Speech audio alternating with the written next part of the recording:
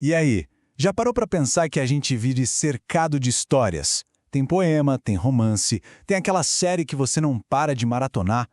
Mas por que será que elas vêm em formatos tão diferentes? É isso que a gente vai desvendar hoje.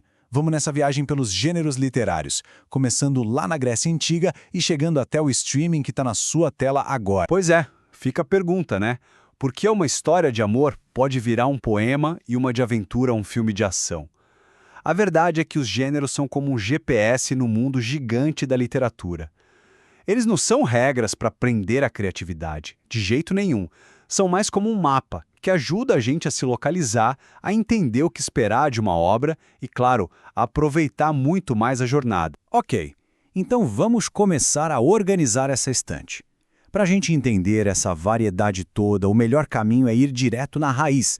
Afinal de contas, o que exatamente é um gênero literário? Então, de forma bem simples, é um jeito de agrupar as obras que têm coisas em comum, sabe? Seja pelo formato, pelo estilo da escrita ou pelo tema que elas abordam. Mas, o mais importante é entender que isso não é para colocar a arte numa caixinha. É uma ferramenta de análise, um jeito da gente conseguir conversar sobre literatura. E essa ideia de organizar tudo não é de hoje, viu? Nasceu lá na Grécia Antiga, com os grandes filósofos como Platão e Aristóteles, os primeiros a tentarem botar ordem na casa. E por falar neles, vamos direto na fonte. A base de quase toda a literatura ocidental, como a gente conhece, vem de uma divisão clássica, uma ideia do Aristóteles. São como 3 grandes pilares, que de um jeito ou de outro sustentam as histórias que contamos até hoje. E essa aqui é a famosa tríade de Aristóteles, de um jeito bem mastigado. Pensa comigo, o gênero épico é sobre contar uma história, geralmente uma saga, os feitos de um herói, como lá na Ilíada. O lírico é sobre sentir,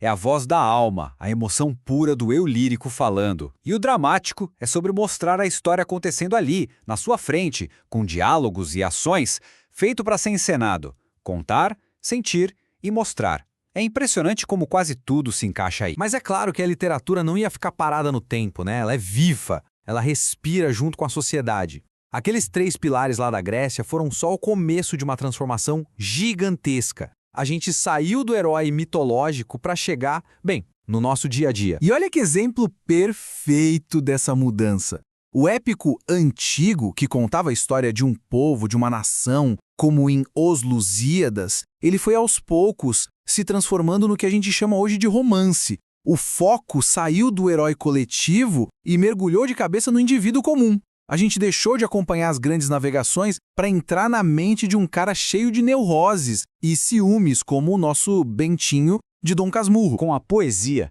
aconteceu uma verdadeira libertação. Aquela forma super rígida, o soneto, com uma linguagem toda rebuscada, deu lugar ao verso livre. A poesia moderna chegou mais perto da gente, do jeito que a gente fala no dia a dia. Ela passou a usar a linguagem coloquial, a ironia, para achar poesia nas coisas mais banais. E tem um símbolo maior dessa revolução do que esse verso do Drummond, é simplesmente genial. Porque ele mostra que a poesia não precisa mais de deuses, de musas, de nada disso. A poesia está aqui, no nosso cotidiano, no obstáculo mais simples e ao mesmo tempo mais profundo que a gente pode encontrar, uma pedra no caminho. E o gênero dramático? Bom, esse explodiu. Ele saiu do palco do teatro e dominou o mundo.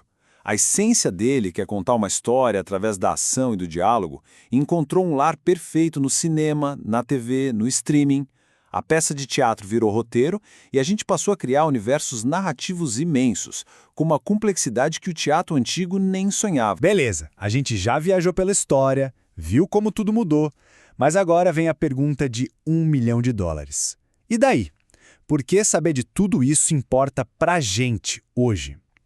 A resposta é que esse conhecimento não é só teoria, é uma ferramenta prática para a vida. Pensa em 2 ganhos gigantes aqui. O primeiro é super prático, estratégico mesmo.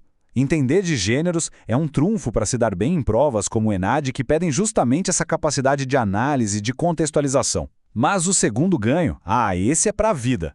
A literatura é o melhor simulador social que existe. É um verdadeiro campo de treinamento para a empatia. Ao viver outras vidas nas páginas de um livro, a gente aprende a ver o mundo pelos olhos dos outros. A gente entende o que motiva as pessoas. E tudo isso sem risco, sem sair do lugar. Isso é, literalmente, um superpoder. E essa ideia da literatura como uma ferramenta leva a gente para um conceito incrível, a biblioterapia. O nome já entrega tudo, né? Biblion, livro, e terapeia, cura. É basicamente usar a leitura de forma intencional para cuidar da gente, para promover autoconhecimento. E olha, isso não é moda não. Os gregos antigos já tinham essa sacada. Na entrada das bibliotecas deles estava escrito Hospital da Alma. Eles já sabiam do poder de cura dos livros. E como é que funciona essa terapia? Normalmente, segue 4 passos. Primeiro vem a identificação. Você se vê naquele personagem, naquela situação. A história te fisga. Depois vem a catarse, que é aquela explosão de sentimentos, sabe? O choro, a raiva, a alegria. É uma limpeza emocional. A partir daí, acontece o insight. Pá! Uma luz se acende e você entende algo novo sobre você mesmo. E por fim, o mais importante, a aplicação. Você pega essa descoberta e traz para o seu mundo, para suas escolhas. A história passa a fazer parte de quem você é. E é aqui que eu deixo a bola com você. Pensa um pouco, com calma. Qual foi a história que te pegou de jeito? Qual livro funcionou como esse hospital da alma para você e se tornou um verdadeiro divisão de águas na sua jornada?